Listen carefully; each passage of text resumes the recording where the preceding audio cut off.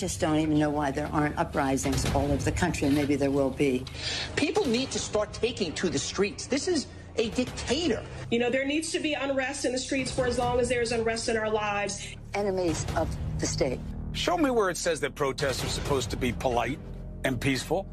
Do something about your dad's immigration practices, you feckless. When they go low, we kick. How do you resist the temptation to run up and wring her neck? The biggest terror threat in this country is white men, most of them radicalized to the right. I thought he should have punched him in the face. I said, even if you lost, he insulted your wife. Yes. He came down the escalator and called Mexicans rapists and murderers. He said, well, what do you think I should have done? I said, I think you should have punched him in the face and then gotten out of the race. You would have been a hero.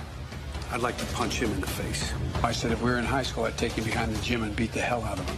Punch some people in the face! When was the last time an actor assassinated a president? They're still going to have to go out and put a bullet in Donald Trump, and that's a fact. Look as his character is stabbed to death. Where is John Wilkes Booth when you need him? This way. That's it right there. Pull it up. I have thought an awful lot about blowing up the White House. A Missouri state senator is under investigation by the Secret Service after saying she hopes President Trump is assassinated. I will go and take Trump out tonight. And if you see anybody from that cabinet in a restaurant, in a department store, at a gasoline station, you get out and you create a crowd. And you push back on them. And you tell them they're not welcome anymore, anywhere. And sadly, the domestic enemies to our voting system and our honoring our Constitution are right at 1600 Pennsylvania Avenue. They're not going to stop before Election Day in November, and they're not going to stop after Election Day. And that should be, everyone should take note of that on both levels, that this isn't, they're not going to let up, and they should not. If you think we're rallying now, you ain't seen nothing yet. I want to tell you, Kavanaugh, you have released the whirlwind, and you will pay the price.